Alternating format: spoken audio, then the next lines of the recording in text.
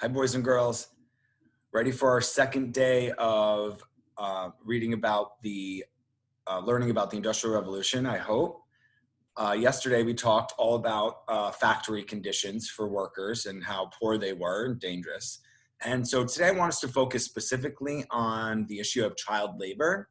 When we say child labor, we're talking about any time a child under the age of 14 has a job, something that's actually illegal today. But back during the Industrial Revolution, it was not illegal. It was a really big problem. So we're going to learn about that today. I want you to start by taking a look at these three photographs. I want you to think about right now what your childhood has been like. Has it been happy, fun, exciting? I'm sure that you can probably see some similarities between these pictures and your own childhood. Myself is included, my own childhood, right? Being with friends, going to school, backpacks, lunchboxes, having fun, laughing, playing outside, having an awesome school to walk through every single day. These are luxuries that we take for granted, I think, sometimes. And today you're going to see and hear that not that too long ago, kids' lives were very, very different. So child labor was actually very common in the US prior to the Industrial Revolution. And once factory jobs started multiplying and we changed from an agricultural society to an industrial society, the employment of children actually skyrocketed. Okay, they started getting jobs in factories at an exponential rate. And there were a few reasons for this. The main reason was that employers and factory owners knew that they could save money by employing children because they can pay those children very small amounts of money for very long periods of work. And in comparison to how much they paid adults, they were making they were saving a lot of money. They also felt that children actually had a lot of energy and they wanted to capitalize on that energy and try to work them for long periods of time, which they did.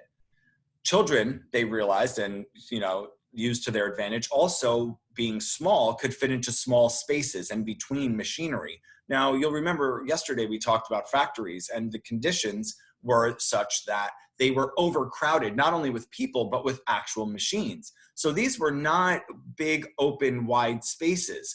And children being small, this was an invaluable characteristic that factory owners realized was important for them to capitalize on.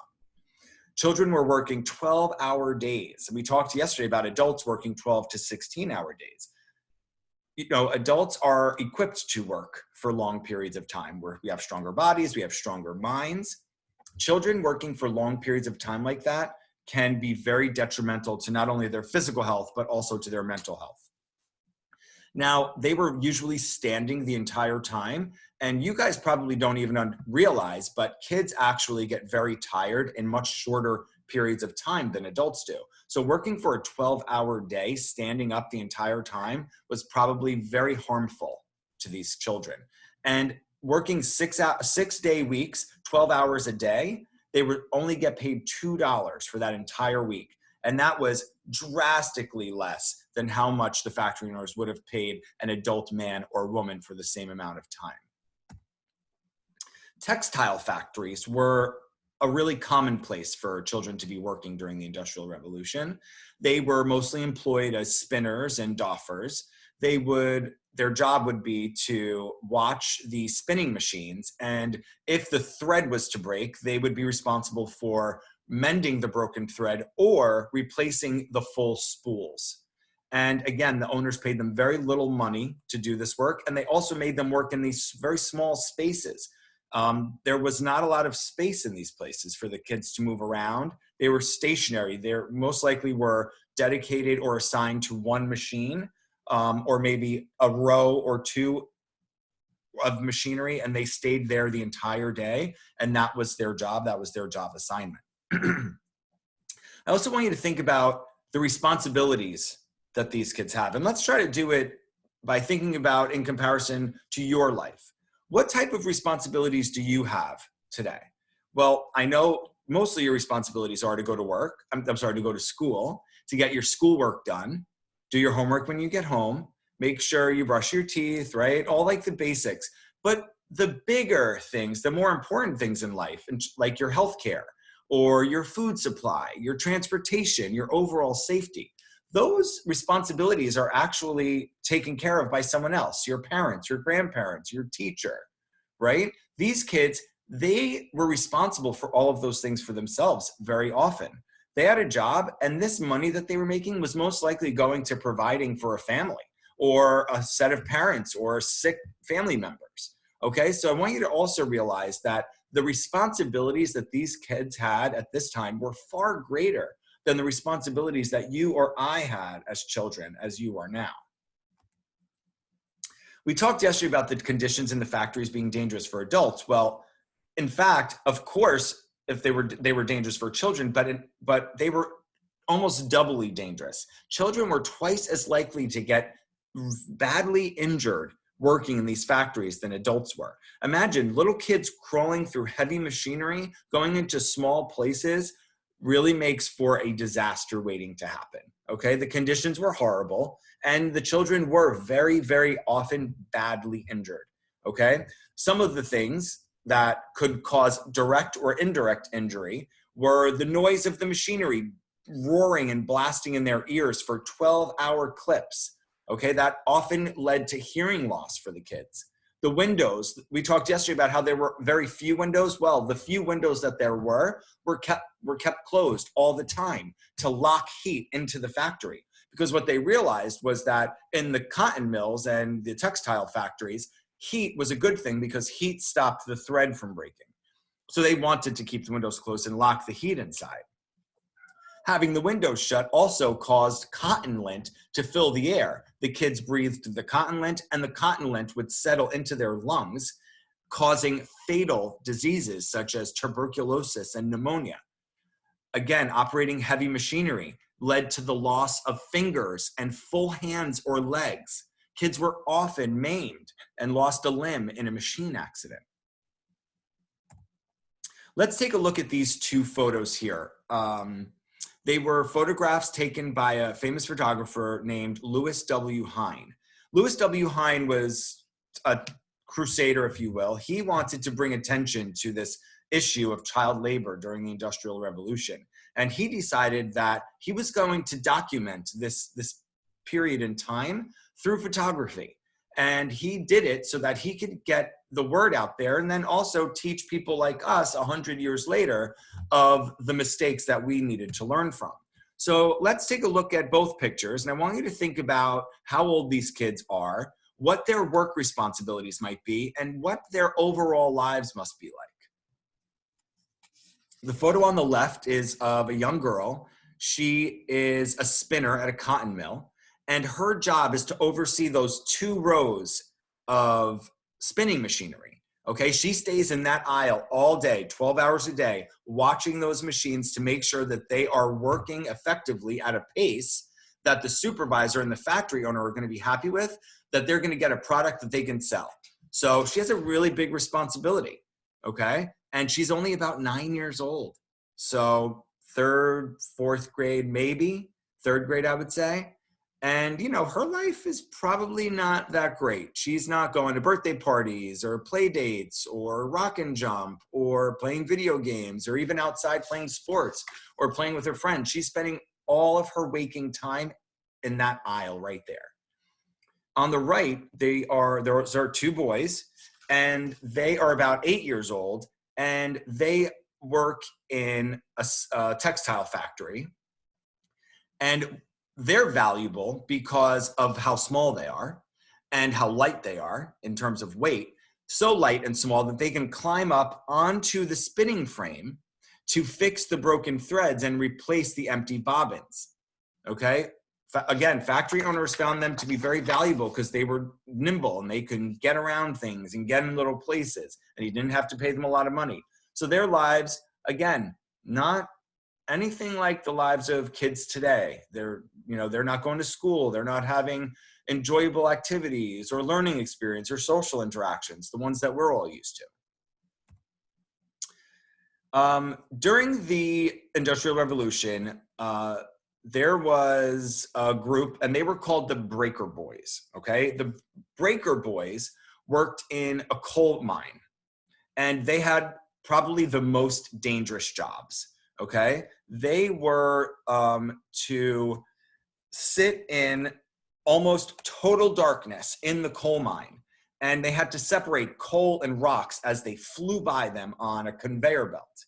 And if they moved too slow, they could lose a hand. If they reached too far, they could fall onto the conveyor belt and be killed by the machine. And if they missed something, they were hit by the supervisor. And that was pretty often because, again, the supervisor had to make sure that they were keeping up and doing what they needed to do.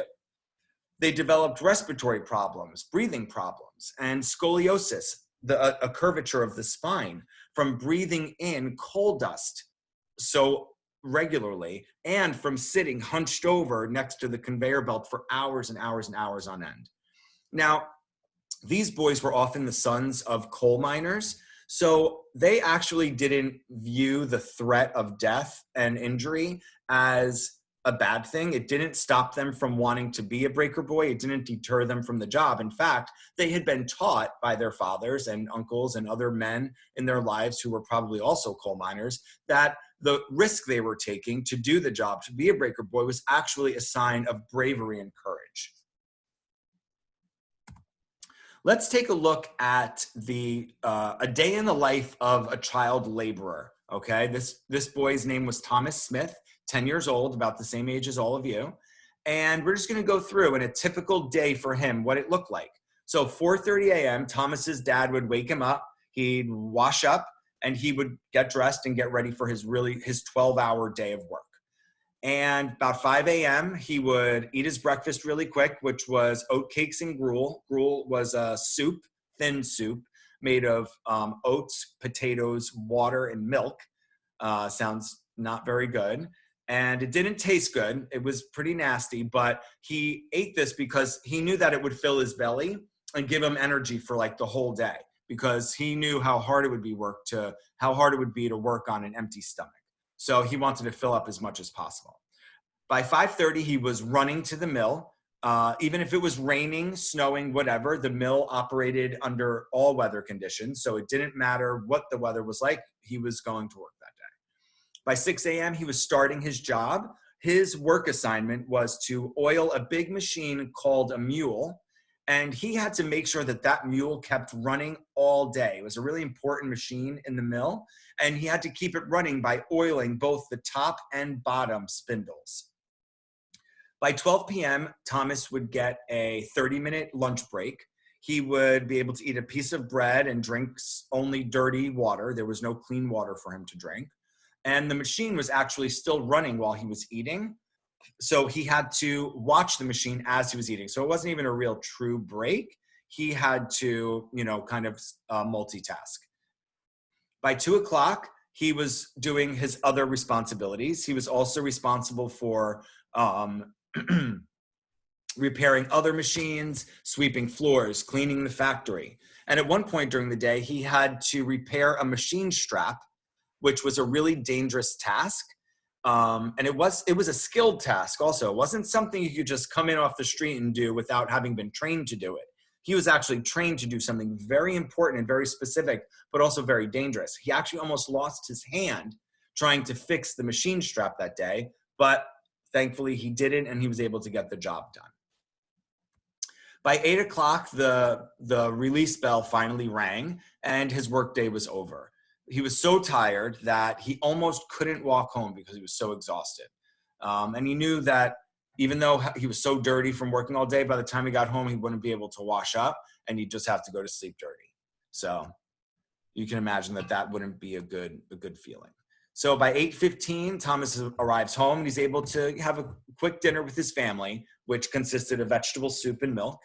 And finally, by 9 o'clock, Thomas is able to lay down and go to sleep, knowing that he will be doing the exact same extraneous task tomorrow, the following day, and every day after that. That was his reality.